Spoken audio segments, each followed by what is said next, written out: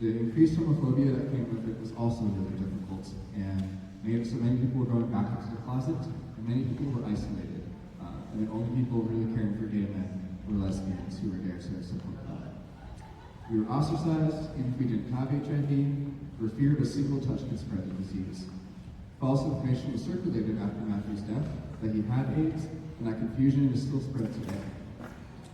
Matthew was born in Kasper, Wyoming, to Judy Sheppard and Dennis Sheppard.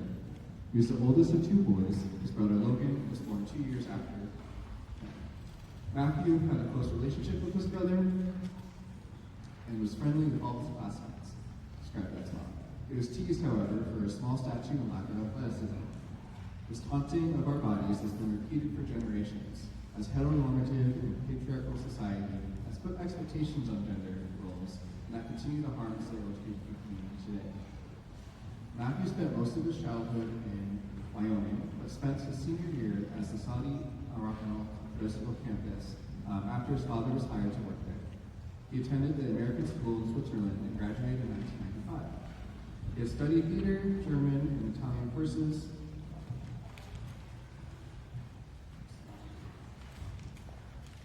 And he then went to go on to study at 2 different colleges in North Carolina and Wyoming before settling in Denver, Colorado. He enrolled as a first-year student at University of Wyoming in Laramie, where he studied political science, a minor in languages. His father, Dennis, described Matthew as an optimistic, accepting young man who had a special gift related to almost anyone. I'm sure we all know someone who has that type of influence on us. He valued equality and stood for acceptance of people's differences. Matthew's bright spirit shifted after a class trip to Morocco. He was attacked, beaten, and raped during this trip.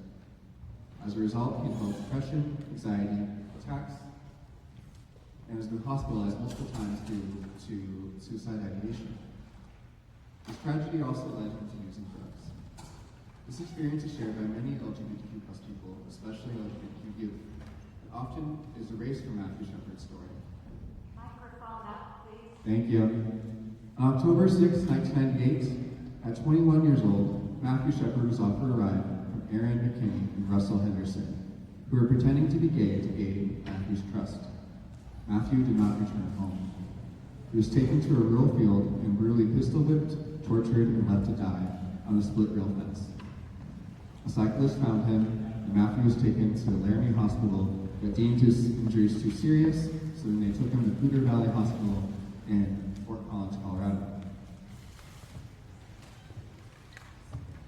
News about the attack quickly spread throughout the world, and people held vigils as Matthew was in a coma and on life support. He was pronounced dead on October 12, 1998.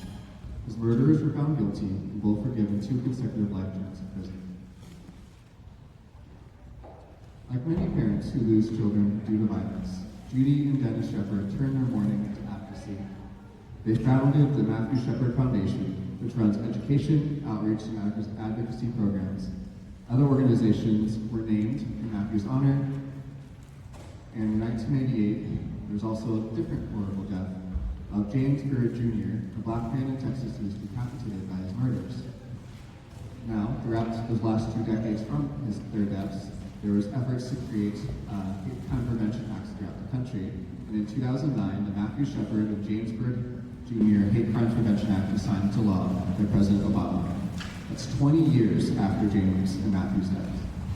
20 years to get that hate crime legislation made. That's a lot. That's hard.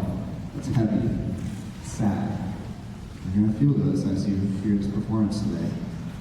I know it's a lot, so sit with that. I want you to be able to think through, one, just ready to feel those emotions and everything as I mentioned, but to really care and have those respect and community there, especially for our performers who have been practicing this all quarter long, all year long really, and have been feeling the emotions that come with it every single day of working on this performance.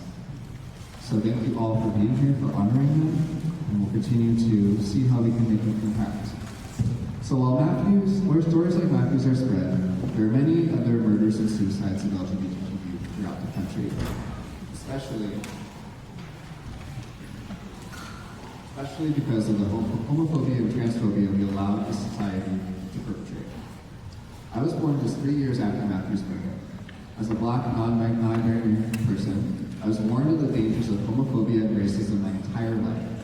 Many in our community do not feel safe to express their true gender expression, affection, or love for others because of the hateful and violent culture that has been created against LGBTQ+ people. I invite allies in the room to see and listen to our collective pain and sorrow so you can understand, even just for a moment, what we have experienced. I know this evening's Pride performance will hurt to watch. We will feel this pain together, and we will see beauty through the storytelling that this 3-part performance evokes. We will hurt as we see how the violence and homophobia harm Matthew and our community. Let's end that violence now. I hope you use Matthew Shepard's story to be a catalyst for change. Seek out trainings on how to support LGBTQ+ people, which we do. Raise children to love, respect, and protect their LGBTQ+ peers and themselves. Celebrate the queer community in your life and fight for us and with us. We are seeing a rapid increase in legislation and actions that target LGBTQ people, especially our youth. And we cannot end this violence without your help. Please join us in the fight. And remember that injustices we see here are interconnected with systems of inequity and power that harm other communities as well. From Bellingham to Tampa, from Sudan to Palestine, everywhere else in the world, we must continue our effort to support the equity and freedom for all. Let us remember Matthew and the legacy he left behind, so nobody faces the homophobia and violence he faced again. While we mourn Matthew Shepard, we also honor his memory and create change.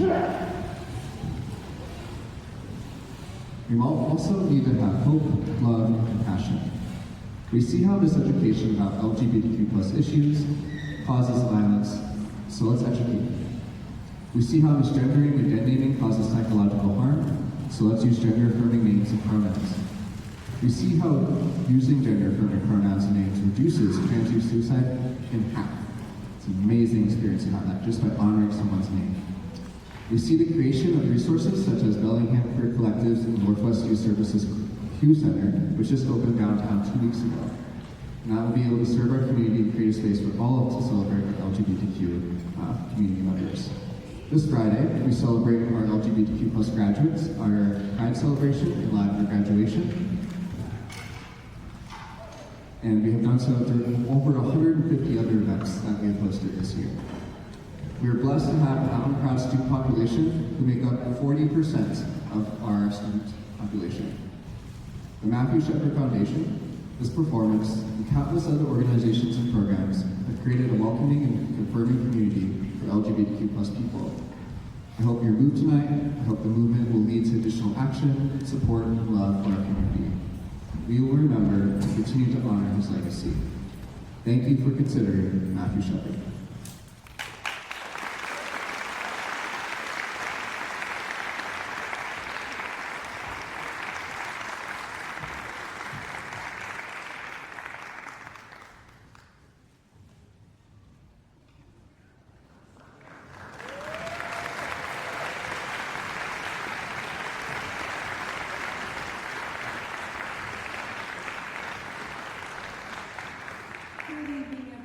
I've just been told by the house manager that we have a huge line outside waiting to get in still, which will give me just enough time to share with you the prepared remarks that I've written for this evening as well. These remarks are more about the piece and what you're going to hear this evening. I'm honored to start it with 3 sentences from our choir president, Sharpe. It's been a gift to spend time getting to know Matthew through this music. When we sing this story, we sing it not only for Matthew, but for every human life we've lost from the actions of hate. We sing it especially for every person whose name the institution of white supremacy ensures that we do not hear about. These are my words now. Like many of you of a certain age, I remember where I was the first time I heard about the brutal murder of Matthew Shepard in October of 1998, just 4 months after the nation had mourned the murder of James Byrd, another victim of a hate crime. In both instances, a life was lost because of the fear held by perpetrators who were quick to label and judge those they perceived as other.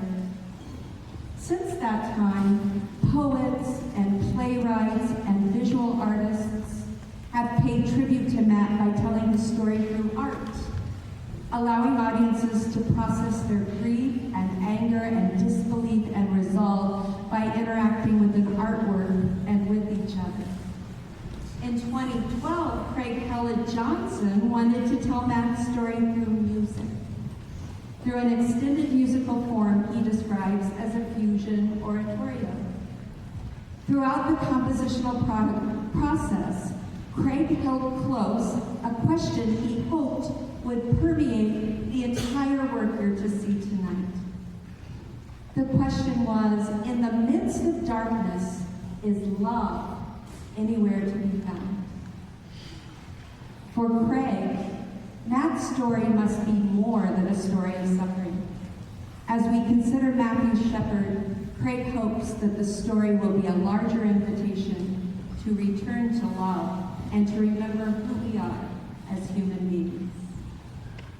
Eric A. Gordon, a writer and journalist, states that in composing this fusion oratorio, Craig decided to erect the biggest tent possible, appealing to all listeners through a variety of musical styles. You're going to hear country and blues and gospel and Gregorian chant and classical arias, through a variety of text sources, and through a variety of performing forces, from full choir to instrumental passages to solos and small ensemble pieces, all sung, by the way, by members of our amazing choir.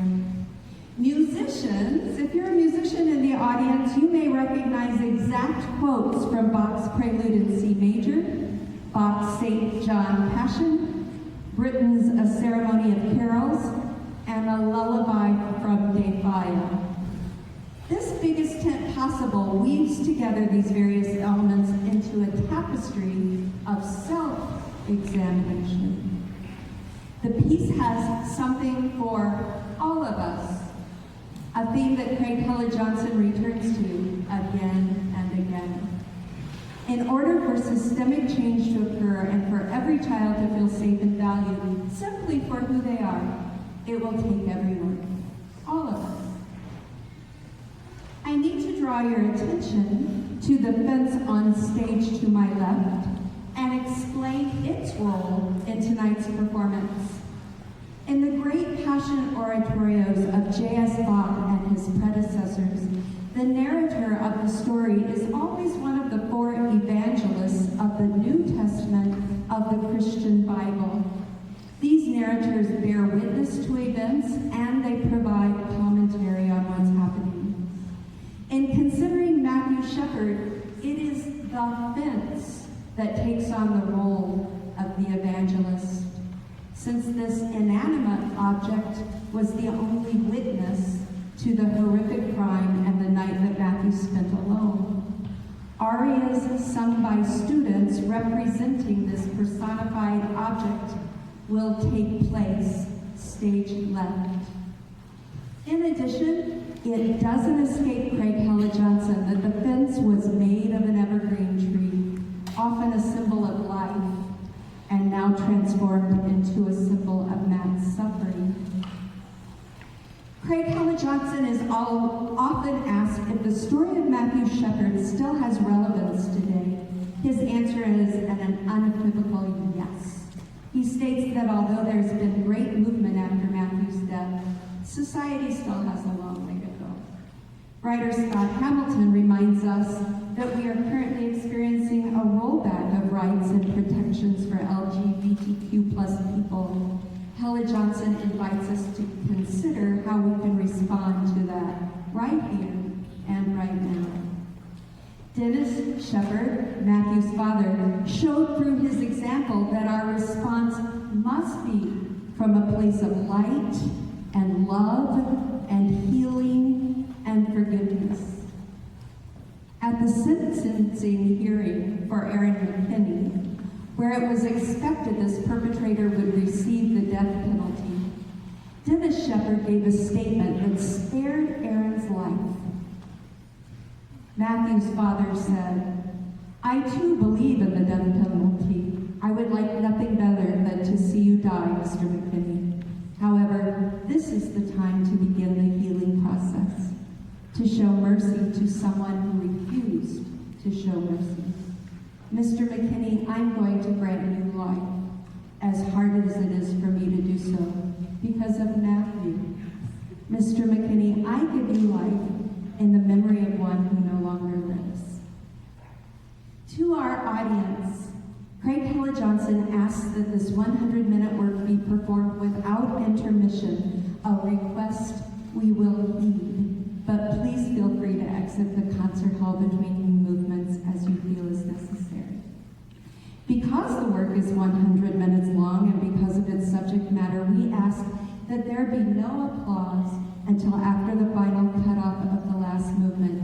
And you may think that all of us is the last movement based on the final chord you hear, but please know that it is not, and there is still one short reprise after that before the work concludes.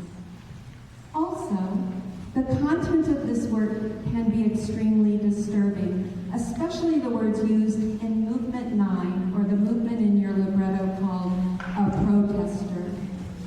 A designated rest space has been set up in the lobby should you wish to step out before or after specific movements and take a private moment for reflection and centering. The WWU Concert Choir supports the Matthew Shepard Foundation, a nonprofit started by the Sheppard family to amplify the story of Matt in order to inspire individuals, organizations, and communities to embrace the dignity and equality of all people. A donation table exists in the lobby should you decide to donate as you exit the building. Finally, the choir wears blue this evening to honor Matt. According to Matt's brother Logan, whom we corresponded with via the foundation, blue was Matt's favorite color. Craig Hella-Johnson says that he wanted to write a song for Matt. Our choir would like to sing a song for Matt, and we invite you, our audience, to consider his song.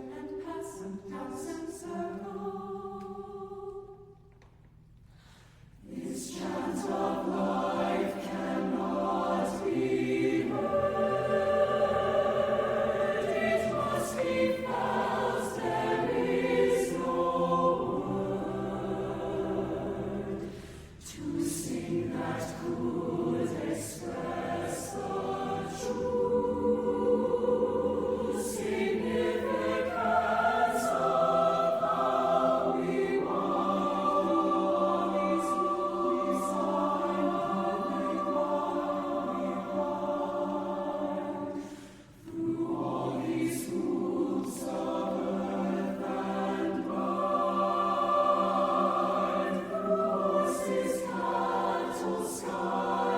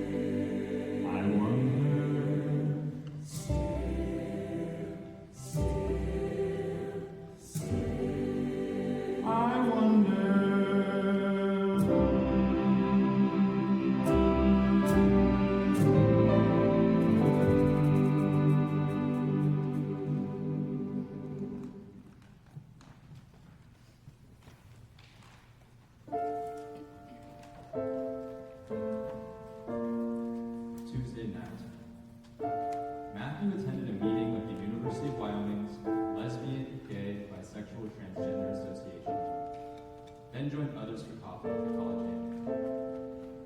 Around 10:30, he went to the Fireside Bar, where he later met Aaron McKinney and Russell Henderson. Near midnight, they drove him to a remote area, tied him to a split rail fence, beat him horribly, and left him to die in the cold of night.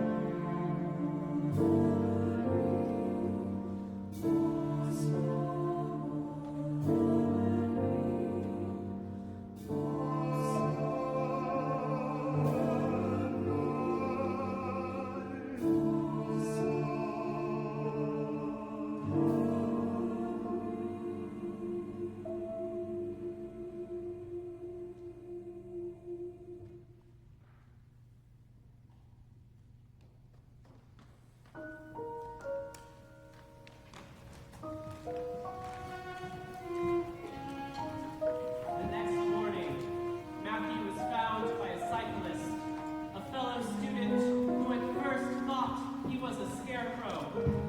After several days in a coma and on life support, Matthew Shepard died on Monday, October 12th at 12:53 a.m.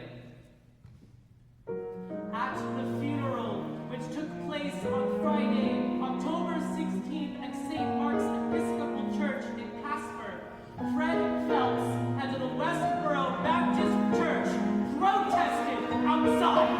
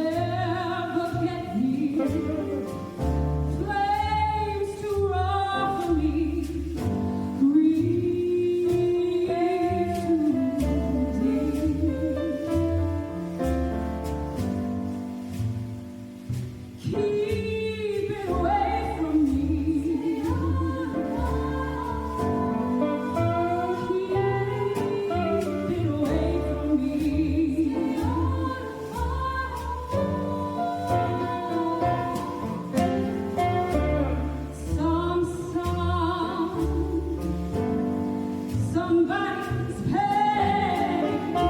Sometimes love, child, never mind. Born to this trouble, don't wanna be born to this world where sometimes, yes, world where mostly no.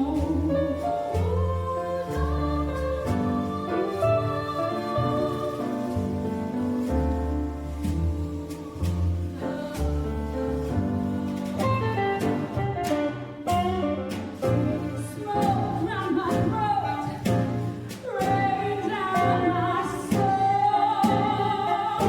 Heavy lies, keep them going, keep them warm, keep them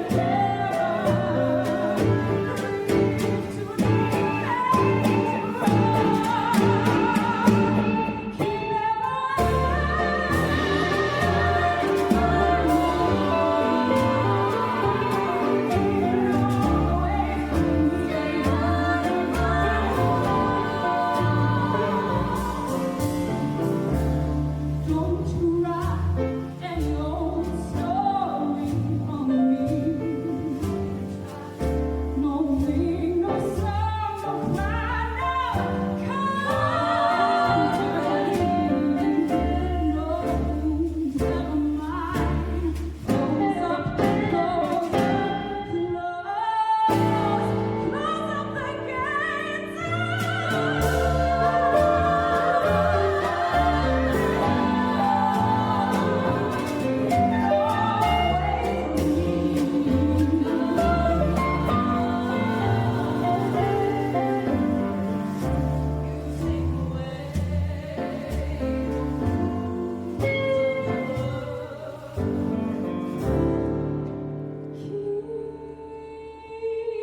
Keep it away from me.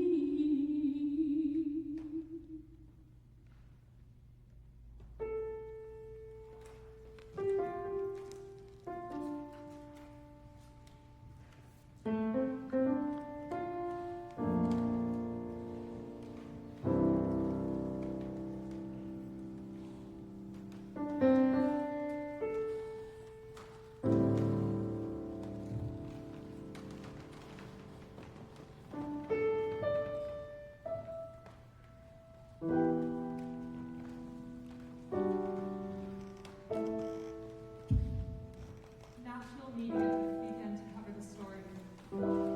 As news spread, many people across the country gathered together and began to labor. Moved to silently speak for life over death, for love over hate, and for light over darkness.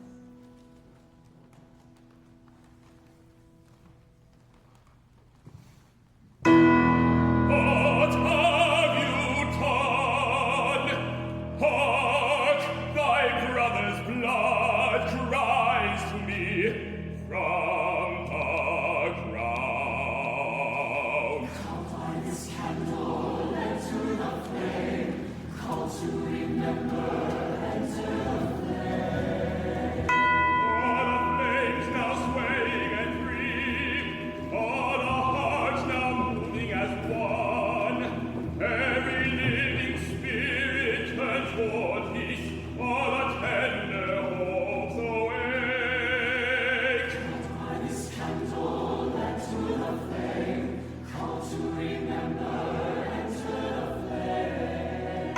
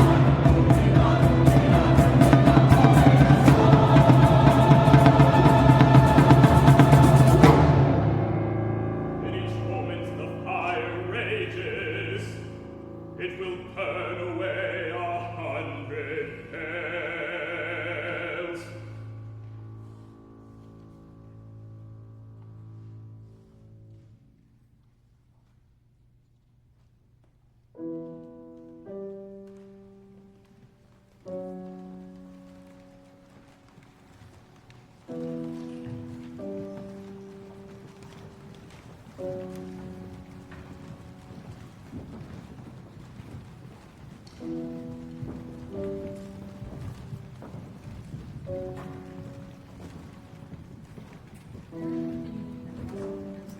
arrested shortly after the attack and charged with murder, kidnapping, and aggravated robbery. The first of two trials began on October 26, 1999. Both were convicted of the murder and sentenced to 2 consecutive life sentences.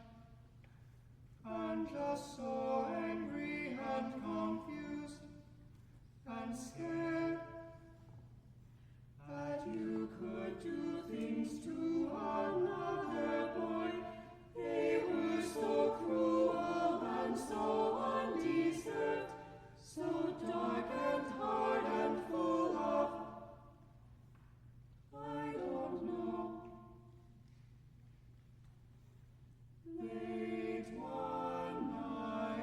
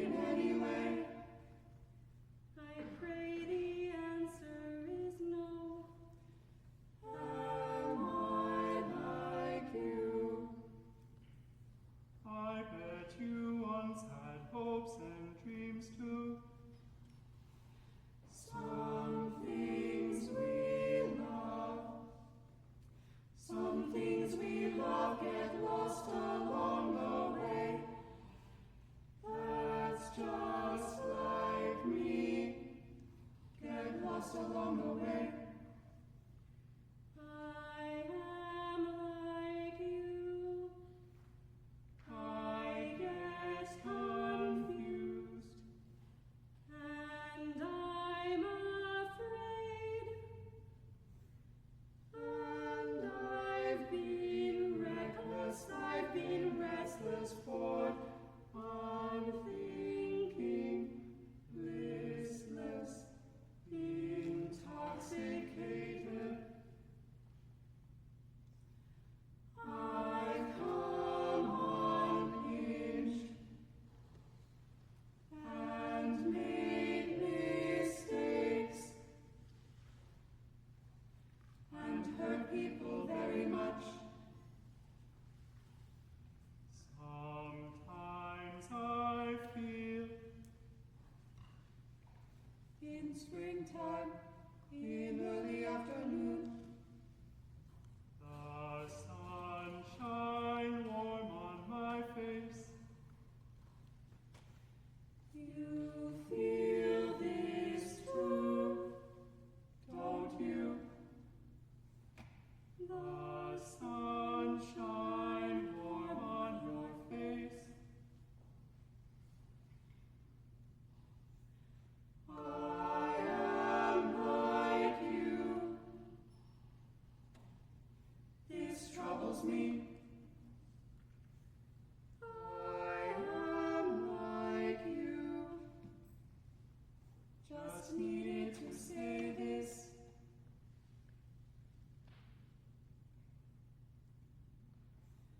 Some things we love get lost along the way.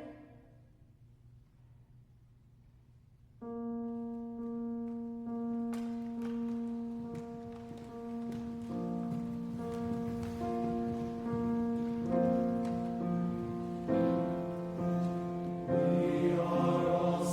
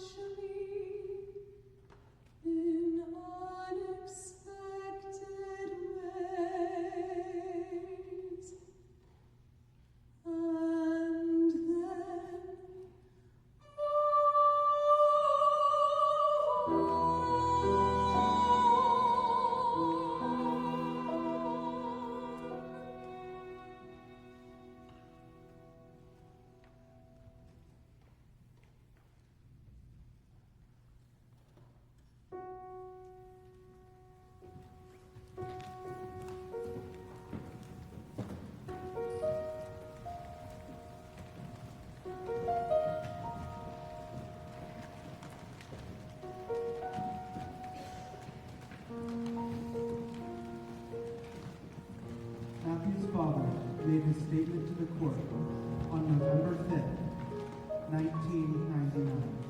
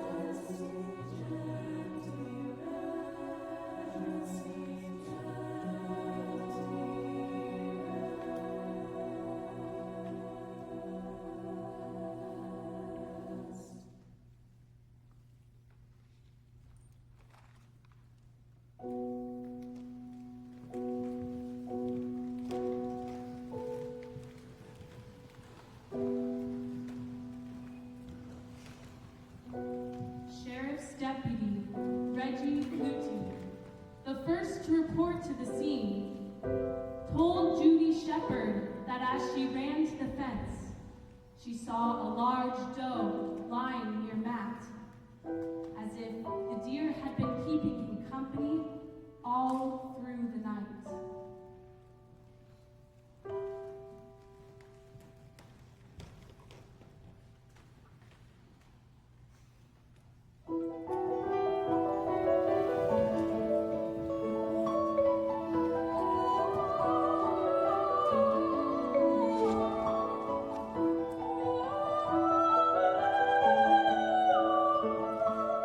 Mist is over the mountain.